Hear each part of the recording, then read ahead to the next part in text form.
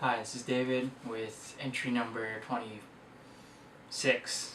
I'm almost confident this is 26. Sorry, I haven't been able to keep up with the entry names, titles. Today was Thursday. I taught first, second, and then second again. The first and second was good. When I taught first and when I taught second the first time was good. When I taught second the second time, it was a bit of an issue. So two girls were sitting together, and one hit the other one on the forehead pretty hard, like that. It was an accident. I saw it was an accident, but the girl who got hit started crying a lot, and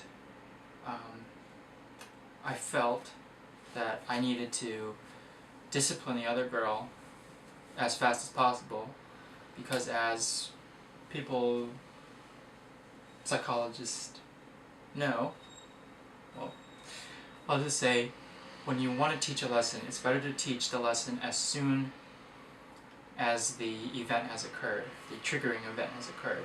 In this case, there was a hit, and I knew that I needed to discipline the other girl as fast as possible in order for her to understand what she did was wrong. There's words I could use like saliency and novelty, but maybe another time. So I said, go in the corner right away. I continued with my lesson a little bit, and then she was in the corner, and I walked over after I let the other kids get to doing what they were doing, and I said, look, you need to not hit people. You need to not hit people. And she wasn't saying anything. And at this point, I had two options. I could say, go back to your seat, or I could make sure she would give me a verbal confirmation of, I understand, I won't hit people, or yes, I understand, or just yes. That was what I was looking for. And I think you can already guess I chose the latter of the two options. So I asked her to understand. You don't hit people, and I used like a fist. And I still didn't see the understanding, the light going on. So I said, you don't hit people, and I did this. And she still didn't understand. So the other girl was still crying, and my co-teacher was trying to help her, stop crying. And I said, look at Sunny. Look at Sunny. And Sunny was like sobbing at this point. And I said, you see what you did? You see what you did? And I said, don't do that. No hitting. No hitting. And she still wasn't giving me verbal confirmation. So at that point, I could see, there was some welling going on. Her head was all the way down. I was like, okay, she's got it. And so I said, go back to your seat. And she wouldn't go back to her seat. And then co-teacher went over and said, started talking to her. And, 2 beats later, waterworks. And after that, I could tell switch had been flipped in my co-teacher's head, and I was now on the dark side of the moon.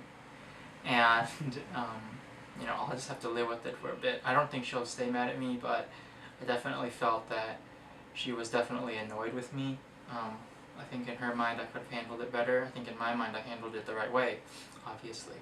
No, I'm just kidding. I know I probably should have stopped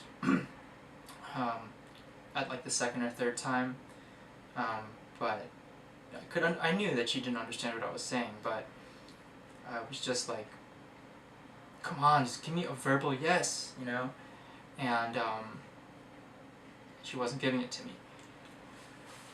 The thing with teaching I'm learning is there's a lot of pride. Like I said before, hubris. Not hubris, because that's like an excessive pride, but there's a lot of ego, I think, that comes into play. And student success and student's failure to some extent is a transferable thing on a teacher's ego.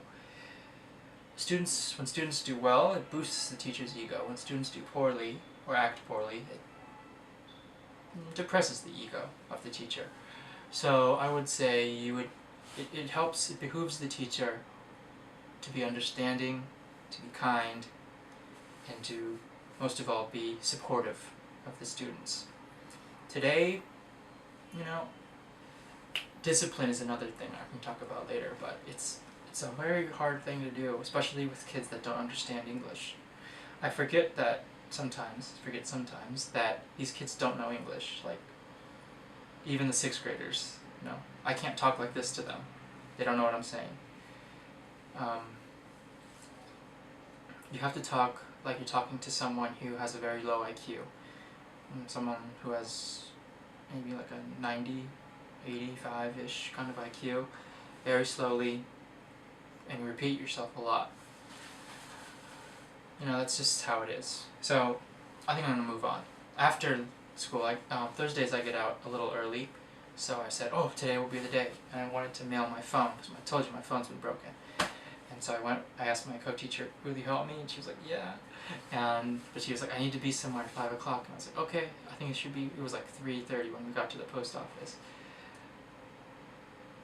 I mean, they say some things are meant to be.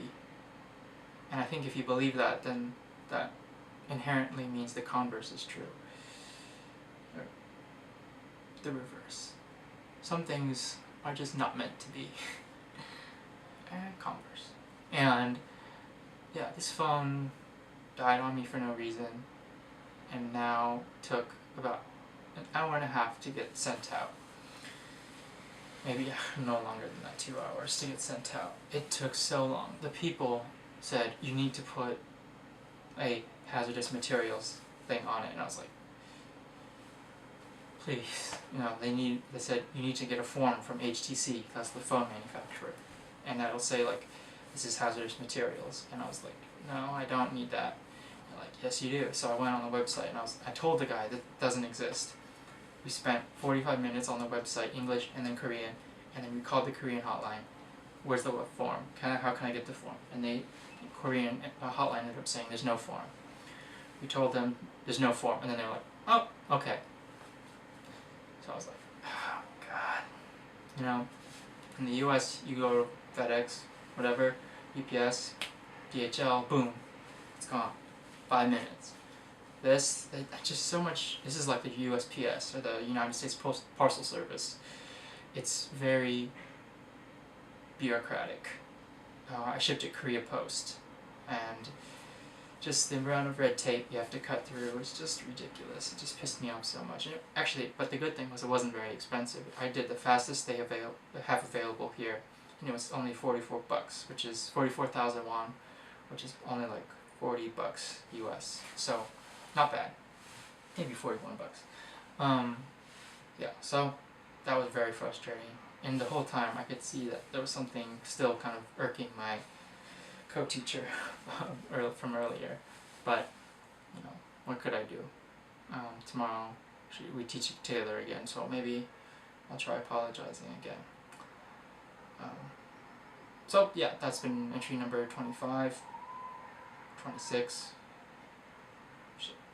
I think it's 25.